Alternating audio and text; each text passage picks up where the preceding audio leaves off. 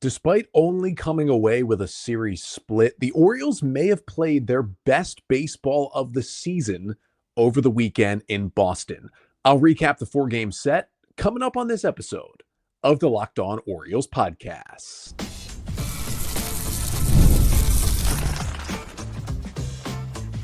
You are Locked On Orioles, your daily Baltimore Orioles podcast. Part of the Locked On Podcast Network, your team every day.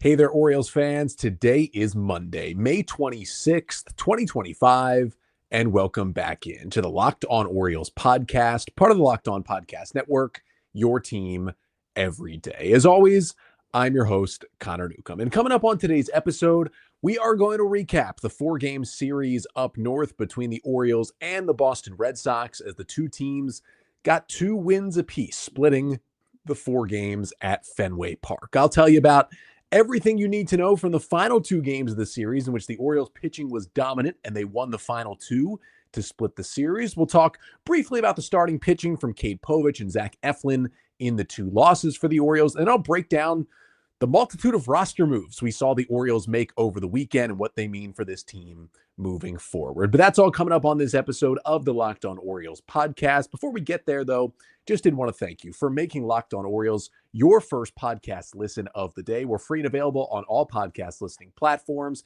If you're listening on Spotify or Apple Podcasts, make sure to subscribe to the show, leave a 5-star rating and a review. It really helps us out. And of course, we're here on YouTube as well. Make sure you like, comment, and subscribe to the Locked On Orioles YouTube channel. And if you want to ask any questions, maybe questions for a future mailbag episode, you want to talk some ball, whatever it may be, you can always email me, lockedonorioles@gmail.com. So let's jump into it. 4-game series in Boston this weekend, which was certainly impacted by weather, and the Orioles end the series with a split. They lose the Friday game, which was supposed to be Thursday, but rained out, and then it was supposed to be a doubleheader on Friday. They played the first game. It was an embarrassing 19-5 loss for the Orioles, in which the Red Sox scored 13 runs in the 8th inning.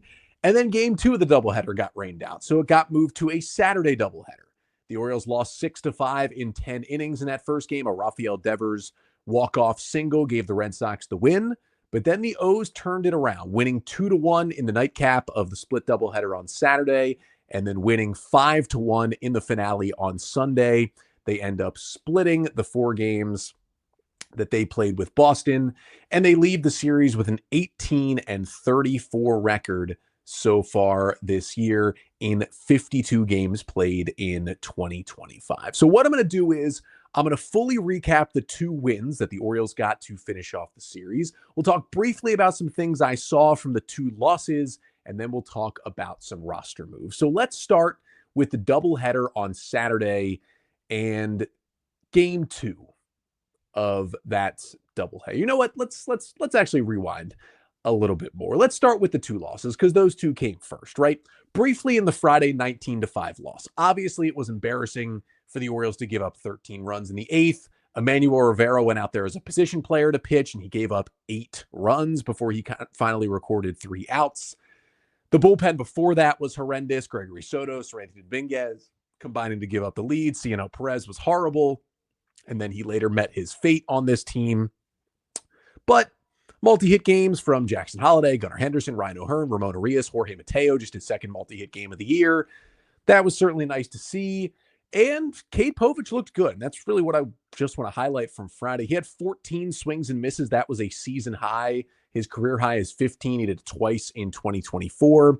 The 4-seam fastball had good command, good ride on it. It was a really effective pitch for him. His final line was 5 innings of 1-run ball, 4 hits, 6 Ks, 3 walks, 98 pitches for the Oriole left-hander. And he's got his ERA down to 4.86 on the season. He threw a lot of curveballs, 30 of them, and he got 6 whiffs. The pitch seemed to have more bite than it usually does on that curveball, and he used it more than his changeup to attack the right-handed hitters in the Red Sox lineup. And hey, you know what?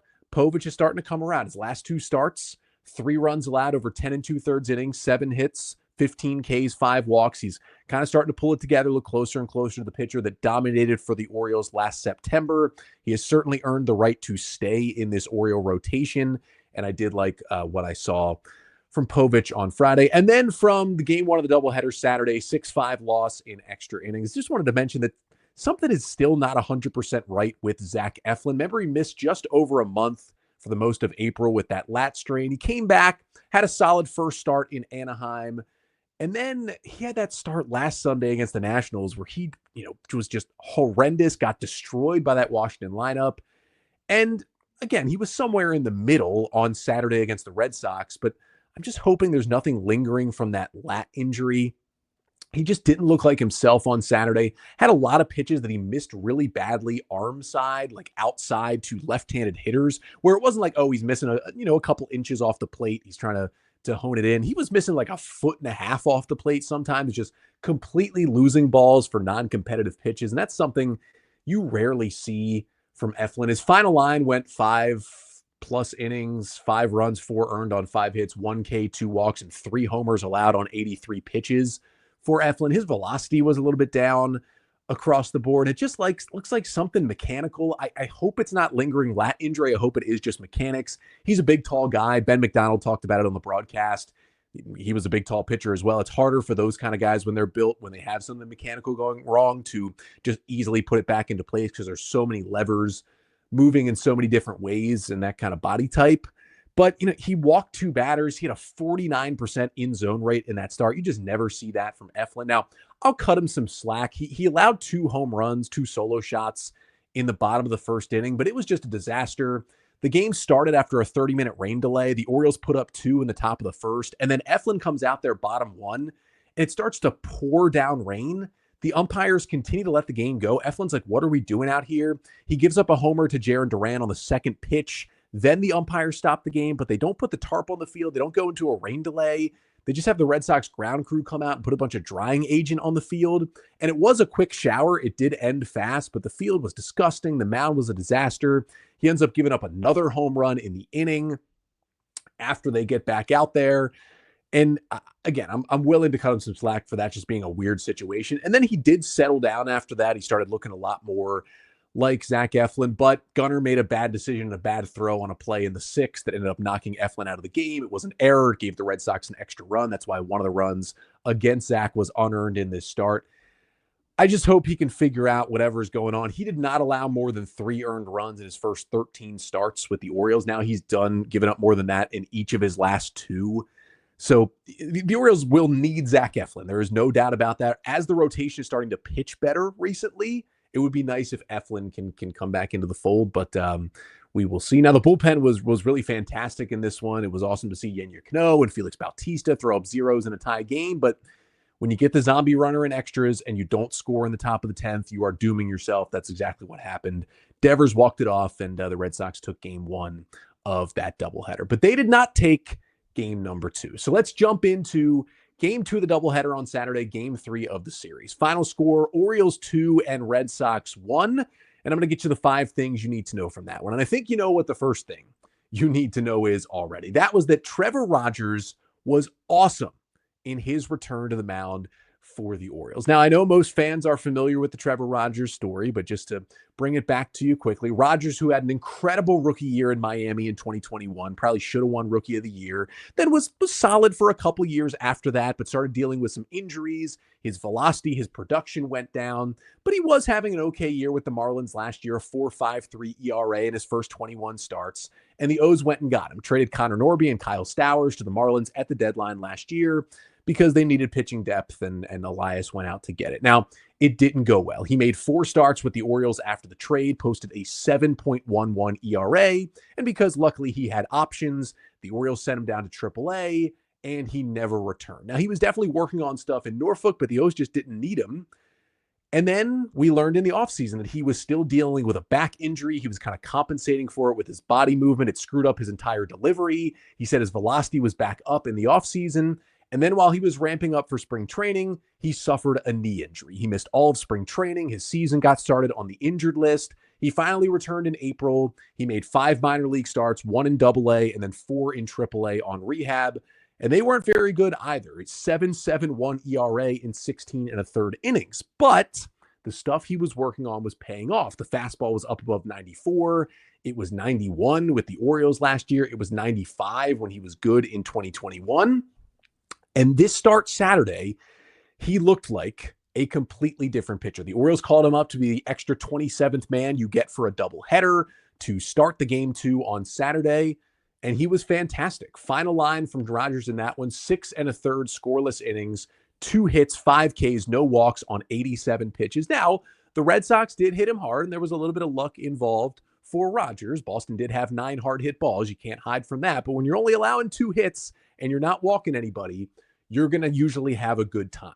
And Rogers did. Now, he was heavy on the usage on his 4-seam fastball. That was the first really notable thing. 43 of his 87 pitches, just under half, were that 4-seam fastball. Threw it to righties, threw it to lefties.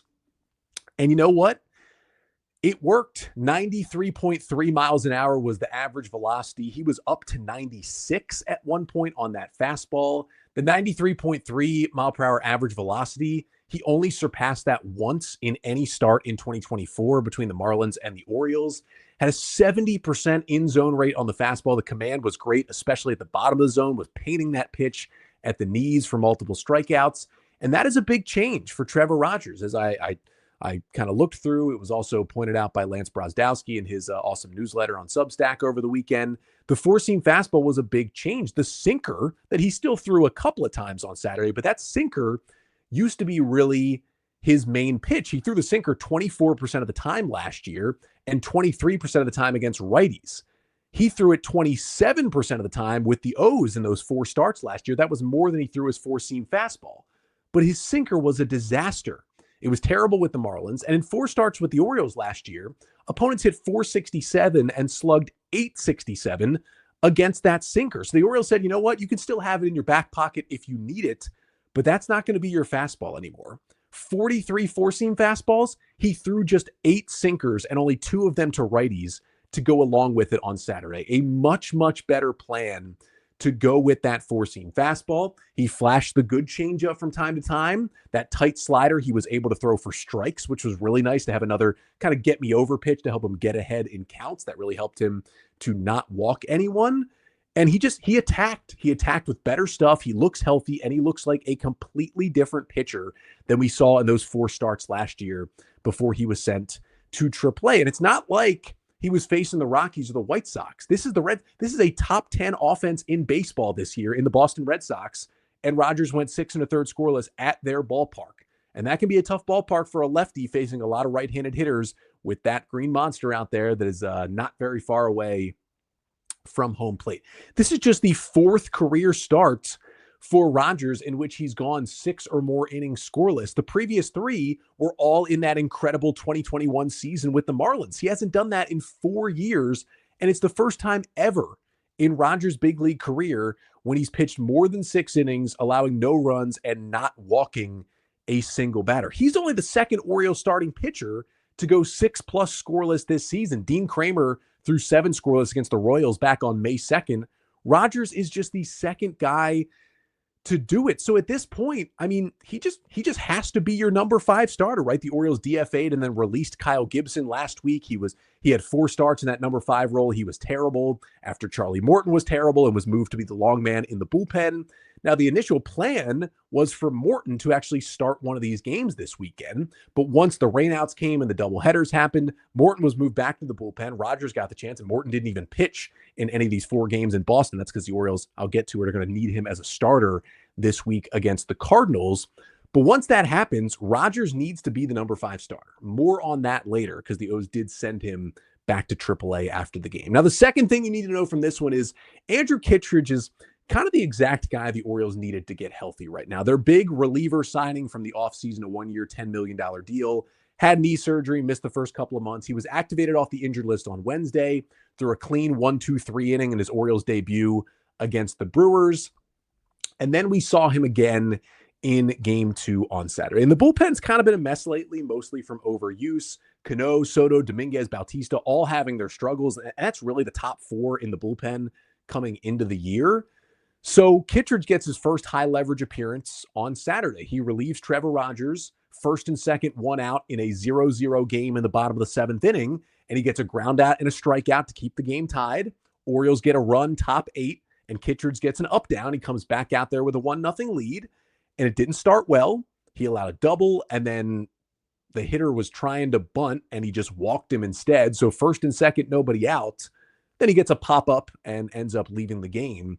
And it was more a product of the situation, right? You're in the second game of a doubleheader. The Orioles had to use 5 relievers in that first game that went to extra innings, so they really had to push some other guys in game 2.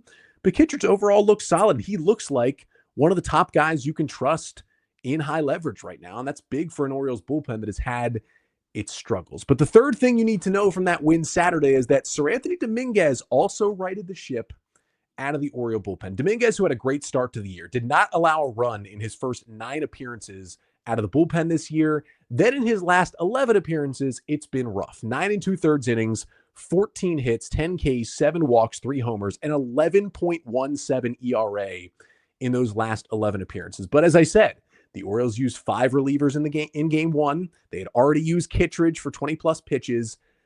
Dominguez was really their last option. So he comes into the game, first and second, 1 out. Orioles leading 1-0 in the bottom of the 8th, and the top of the order is up. Jared Duran and Rafael Devers, 2 tough lefties, and Dominguez has his struggles against lefties. But the only other 2 options for Tony Mansolino in that spot were Charlie Morton, who is pitching better out of the bullpen, but not really sure you're going to use him in a high leverage spot right there, and Yaramil Geraldo, who we'll talk about in a moment, who was just called up on Saturday, and it would have been his major league debut.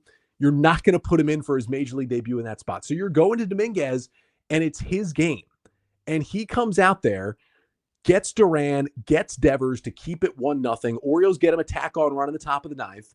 And despite giving up a leadoff homer in the bottom of the 9th inning, he completes the 5-out save, did it with his new splitter that he threw 7 times. It was his number 2 pitch. It allows him to get lefties out 3 whiffs on 4 swings against that splitter.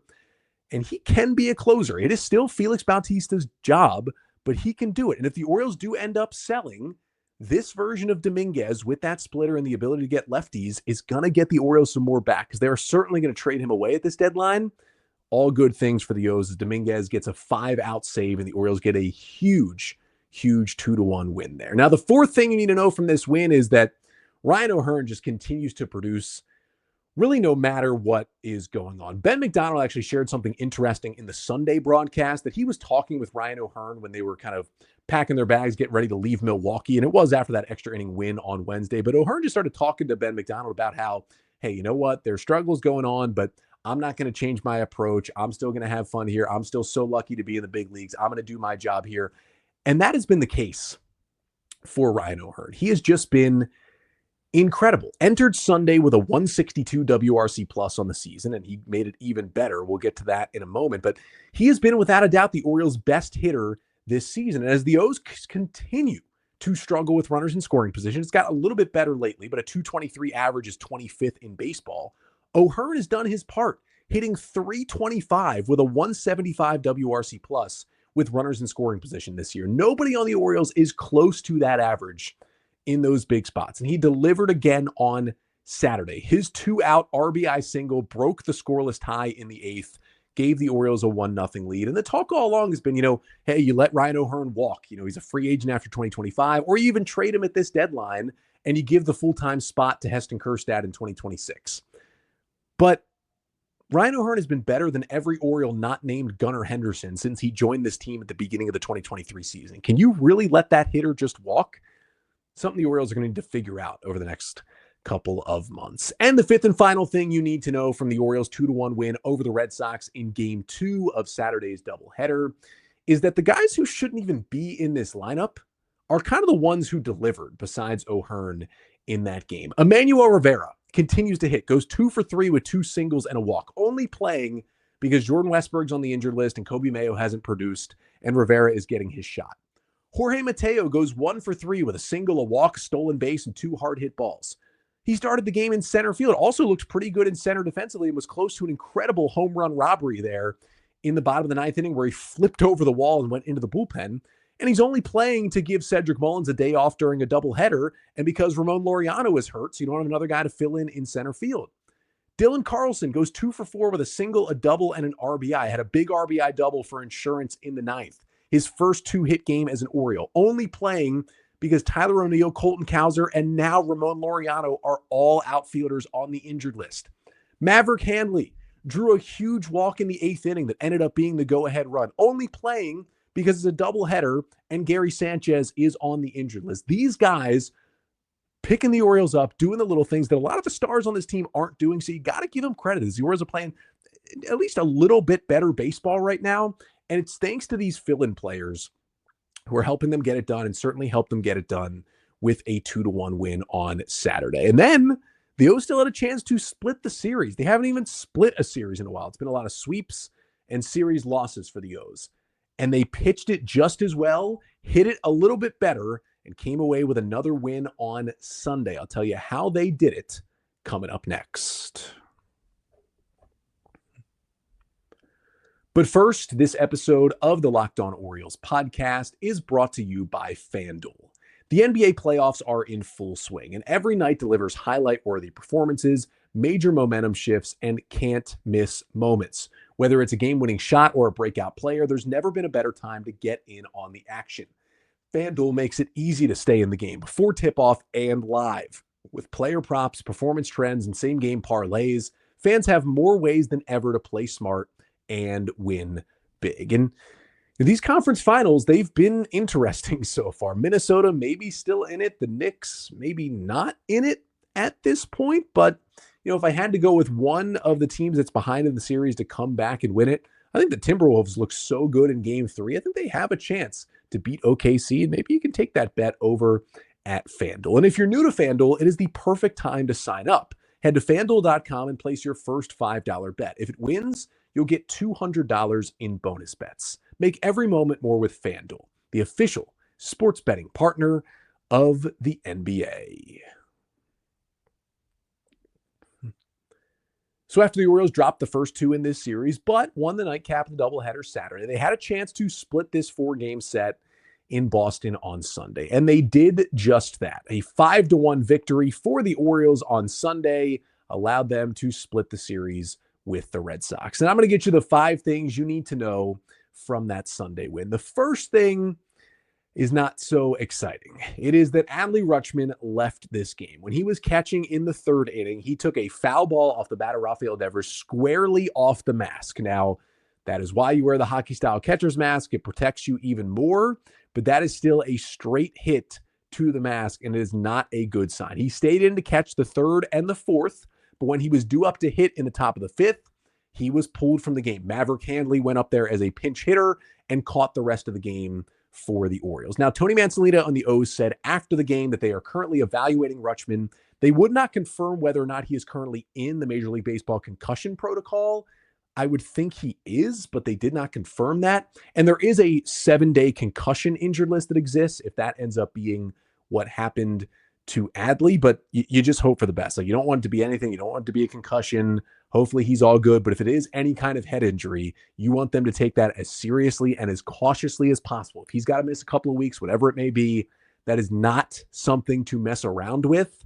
Make sure he is okay before he gets back on the field. I don't love that he stayed in to catch basically 2 innings after taking that foul ball, but hopefully they're getting it straightened out and figured out what is going on with Adley. Obviously, we wish him the best, but terrible timing as he was finally starting to heat up at the plate. Like, he tied a career high. He walked 3 times in Game 1 of the doubleheader on Saturday. In his last 10 games, had a 142 WRC plus. He'd been great.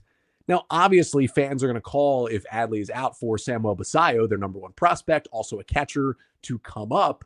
But because of elbow and hamstring injuries for Basallo, he's only caught 4 games in AAA so far this season, because even when he was playing, he was DHing and playing first base for a while because of the injuries. But as much as I love Maverick Handley, and he's a great defender, and he was swinging the bat really well in AAA before he was called up to replace Gary Sanchez, who's out with the wrist injury and is still going to be out for a while, Maverick Handley just cannot be your number 1 catcher. Even if it's just a week without Adley, his bat, I mean, he's hitting like 040. His bat is just nothing at the big league level.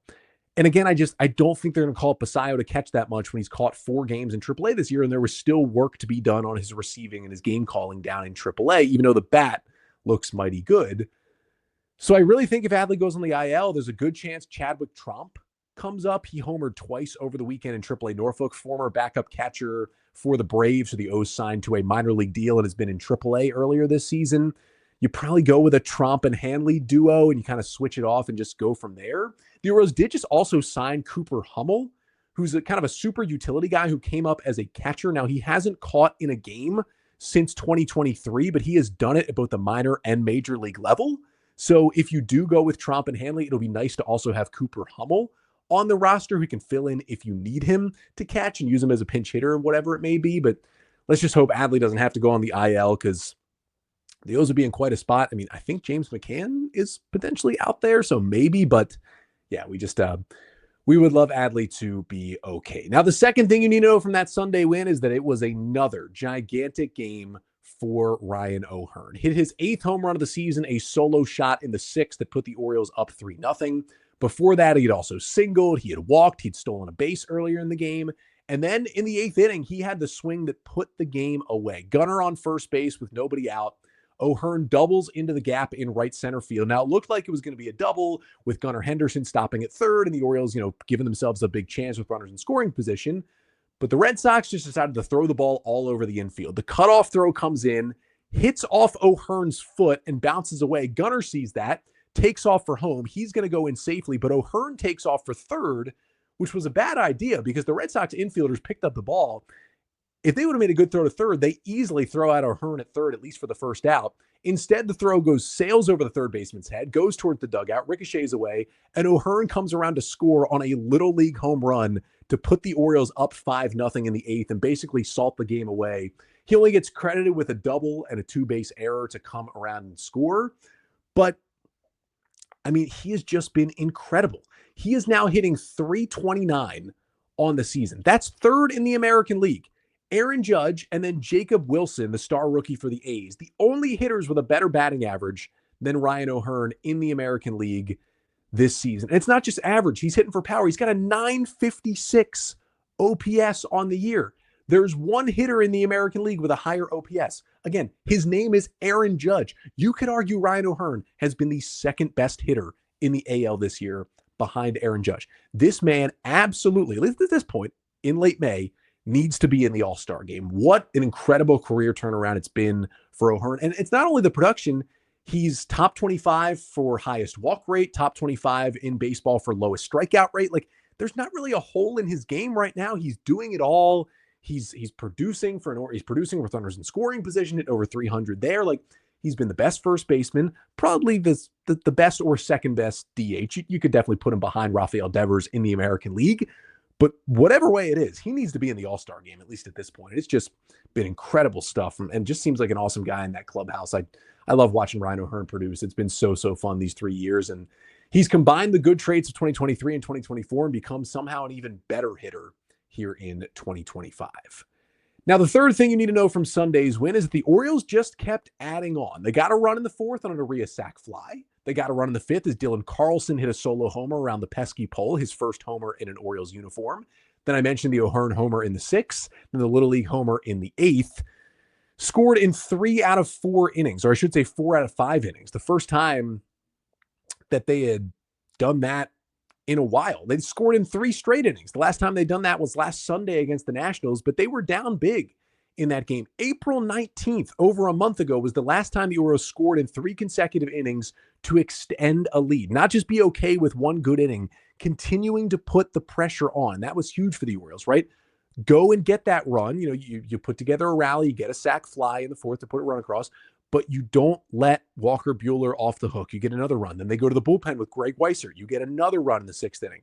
They go to the bullpen with Zach Kelly. You get another 2 runs in the 8th inning. You keep adding on to put the pressure on. And with a bullpen that is starting to falter a little bit because of overuse, and they're in a little bit of a funk, adding on late in games is going to be huge. And seeing the Orioles do that on Sunday, that's something they haven't done a lot this year, was certainly great. Now, the fourth thing you need to know from Sunday's win is that Dean Kramer gave the Orioles a chance to win. He wasn't super pitch efficient, but if you give the Orioles this start, 5 1/3 scoreless innings, 7 hits, 4 Ks, 1 walk, 95 pitches for Kramer, just 4 hard hit balls against him. The way the Orioles rotation has been this year, I will take that start every single time. 5 1/3 scoreless inning. Wasn't the most dominant, but he scattered 7 hits. He threw a lot of pitches, but his splitter was dancing. This was the difference for Kramer. The splitter was his number one most used pitch against all those lefties, all those great lefties in the Red Sox order. He got 8 whiffs on 15 swings against that splitter, and he has kind of struggled to find that pitch lately. It has been, for the last 2 years since he added that offering, that is his strikeout pitch, especially against left-handed hitters, is that splitter, and he just hasn't had the feel for it lately. It's a difference maker. When he has the feel, like he did on Sunday, he can give you 5+ scoreless innings. Kind of went away from the cutter that he's used a lot lately and went to that splitter, and it was awesome to see. He was able to dot the sinker where he wanted again. Just a really good start from Kramer. And listen, we know how bad this Orioles rotation has been, right? They've been 28th, 29th in rotation ERA basically all year. This last time around the rotation, the last 5 starts, they looked like a different rotation. Sugano, Povich, Eflin, Rogers, Kramer. The last go-through in the rotation, 27 2/3 innings in those 5 starts, 19 strikeouts, 7 walks, and a 2.28 ERA from those 5 starters. That will play. That will absolutely play. The Orioles also won 3 out of those 5 games and had a real good chance to potentially win all 5.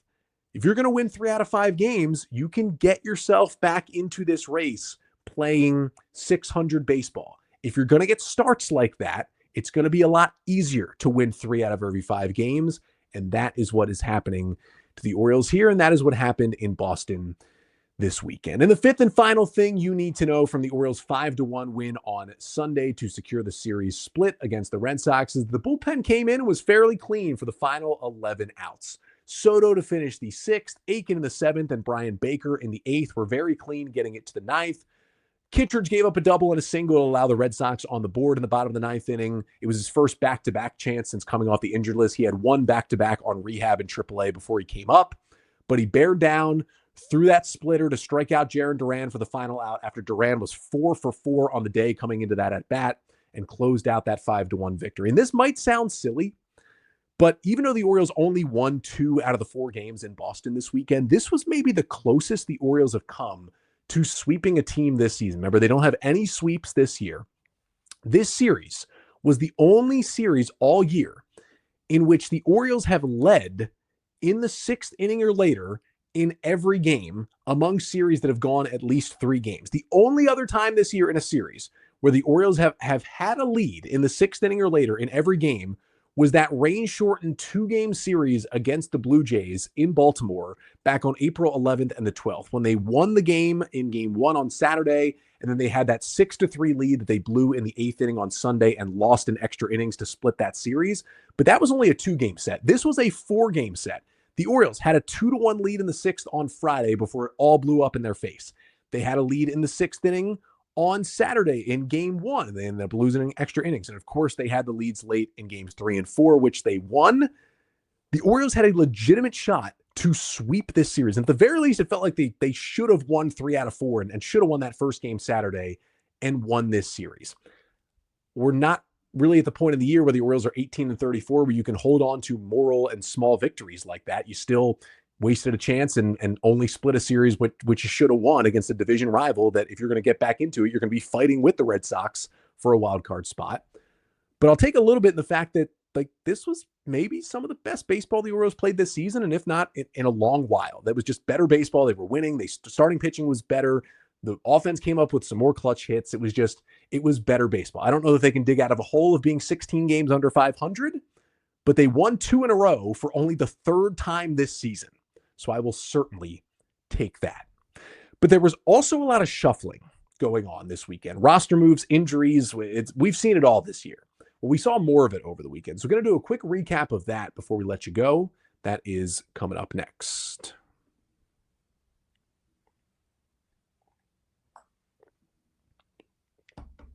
So all while the Orioles were splitting this 4-game set with the Red Sox over the weekend, they were also shaking up a bunch of things. Let's start with Ramon Laureano, who was placed on the 10-day injured list on Saturday before the doubleheader with a left ankle sprain. Now, Laureano, who injured himself on Tuesday in Milwaukee in an awkward fall in the outfield, the injury looked really bad. Ended up being that Tony Mansolino said after that game that he initially said he'd probably avoid the IL. He would just need a couple of days. It was just an ankle sprain. And Laureano was out there testing it, running on it. But obviously he wasn't progressing like they wanted. So they were able to backdate the IL stint to May 21st, which means he can actually return from the IL this Saturday, May 31st. So hopefully just a quick stint without Laureano. But Ben McDonald shared on the broadcast on Sunday that Laureano was telling McDonald that he thought his career was over. Like he felt like the way he rolled and fell and the initial pain he felt in the moment, he felt like he had shredded his entire knee and his career was over. Turns out just a short-term injury, so very lucky for Laureano. Tough break for the Orioles because Laureano was swinging one of the hottest bats in this lineup over the past couple of weeks before this injury, but he is out. Now, Terrin Vavra was called up to replace him on the roster, 28-year-old utility man added to the 40-man, and he'd been swinging it well in 70 plate appearances in AAA, hitting .317, a 131 WRC+. We know he can play every position. He was in the big leagues for a stint with the Orioles in 2022 and 23, bounced around, had a serious shoulder injury. Now he's back. But once again, Vavra did not play in either games of the doubleheader on Saturday. And just like last year when Vavra was called up on the trade deadline day and then was sent back down, he also only spent one day on the roster this year because on Sunday, Terrin Vavra, who is now officially out of options for the first time in his big league career, was DFA'd as the Orioles signed utility man Cooper Hummel to a major league deal. Now, we'll talk more about Cooper Hummel on the next episode, but he's a 30-year-old switch hitter who's also came up as a catcher, plays every position, has 235 big league plate appearances over the past couple of years, been in AAA with the Mariners and Yankees and other teams lately, and has been crushing AAA, but never really has had a great stretch as a big league hitter.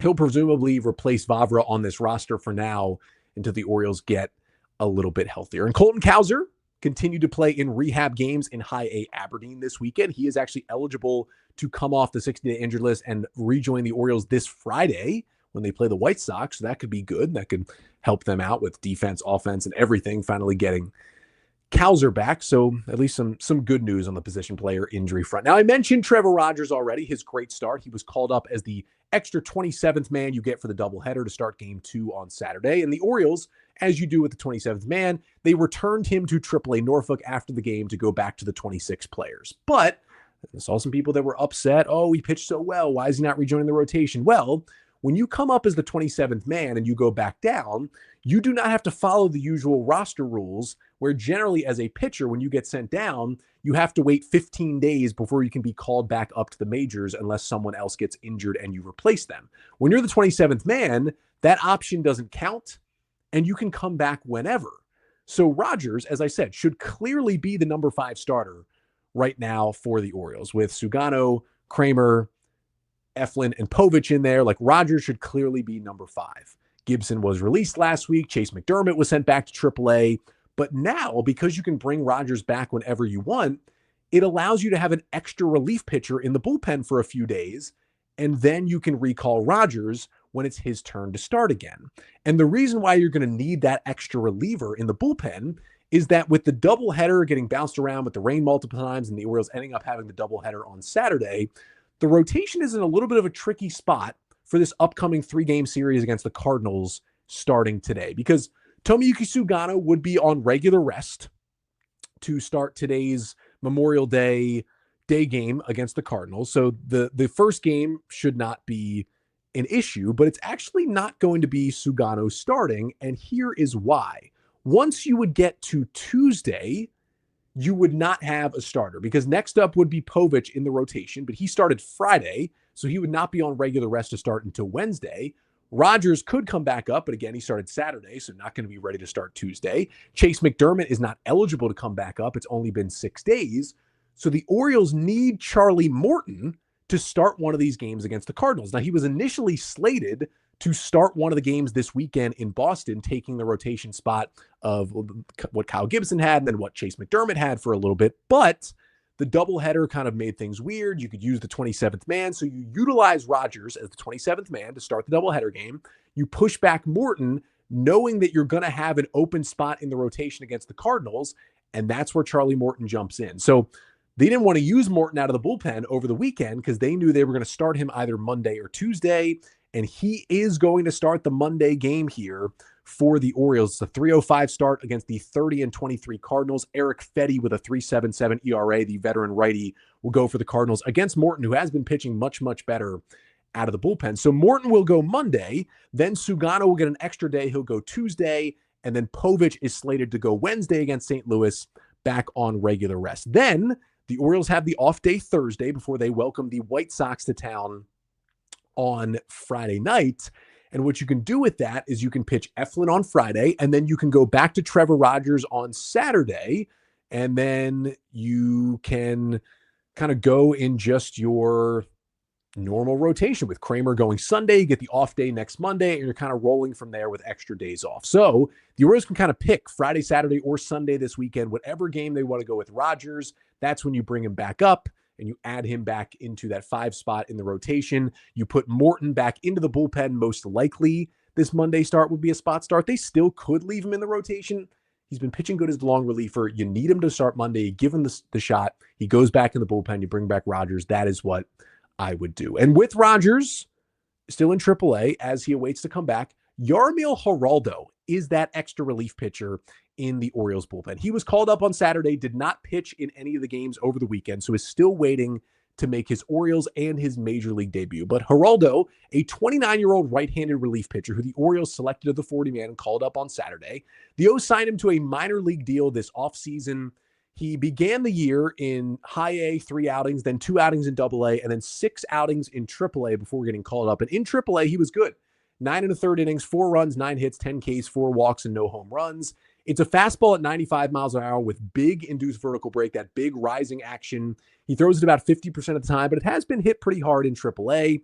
Then he's got a slider. He throws it about 1/3 of the time. It's 85 miles an hour. It is his swing and miss pitch, especially against righties. And then he attacks lefties with a changeup at 84. Has not allowed a hit on it this year, and he has thrown in a couple of sinkers as well. Kind of an interesting guy. Originally signed out of the Dominican Republic with the Diamondbacks as an amateur free agent, made it to high A with Arizona in 2021, but then was released, pitched in indie ball and the Mexican League for 3 or 4 years, but the Orioles gave him a chance, and now he is here. He does have options. You can just send him to AAA when Rogers is ready, but he'll be in this bullpen for the entirety of the St. Louis series at least, so look for him to get his major league debut, which would be a cool moment for the 29-year-old this week. But to get Geraldo up here, the O's needed to make a roster move, and it was one that was kind of a long time coming. Finally, on Saturday, they DFA'd Cionel Perez. He allowed 5 earned runs on Friday. That was kind of the final moment for him. It ballooned his ERA to 8.31 in 21 2/3 innings out of the bullpen for the O's this year.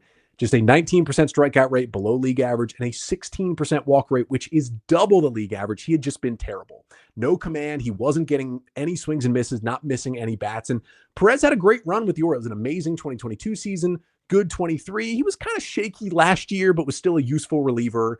And then he just crumbled earlier this season.